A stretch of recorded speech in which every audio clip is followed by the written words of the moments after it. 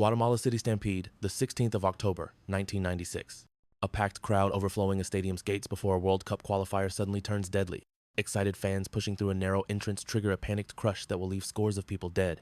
The Guatemalan national team was about to host Costa Rica in an early round qualifier for the 1998 World Cup.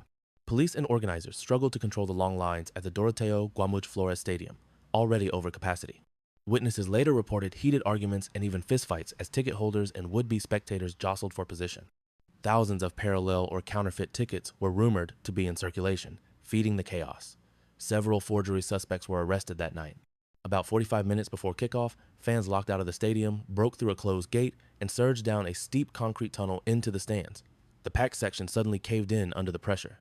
People at the front became trapped against a solid fence and crushed by the weight of those behind them.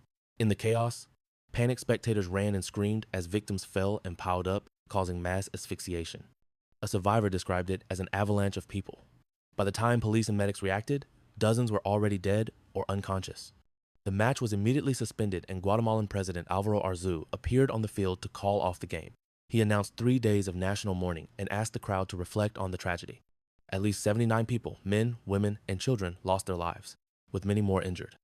Abidjan Stampede, the 29th of March 2009. Tens of thousands of fans gather for a World Cup qualifier. Moments before kickoff, excitement turns to terror as bodies press against steel gates. Ivory Coast was hosting Malawi in qualification for the 2010 World Cup. Star striker Didier Drogba was playing at home, driving massive demand. Cut-price tickets had just gone on sale. Many fans arrived without tickets, hoping to force their way in. Security was limited, and rumors of fake tickets circulated through the crowd.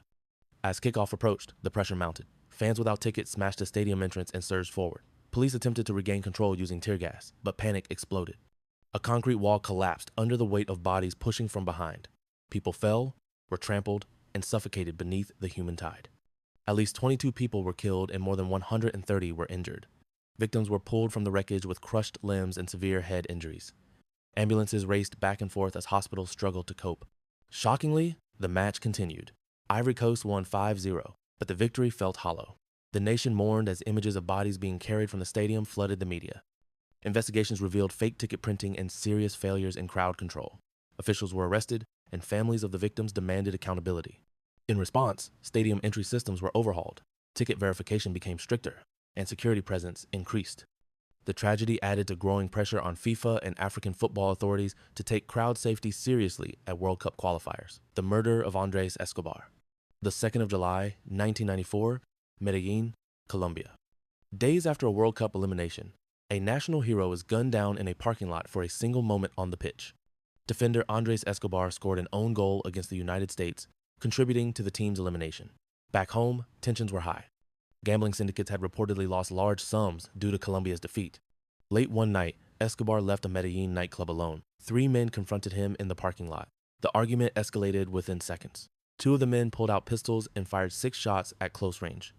Witnesses later said one of the gunmen shouted, "Goal!" after each shot. Escobar was rushed to the hospital but died 45 minutes later. He was 27 years old. The nation was devastated. Over 120,000 people attended his funeral. Football fans across the world mourned a player known for his humility and sportsmanship. One of the attackers was arrested, confessed, and was sentenced to prison.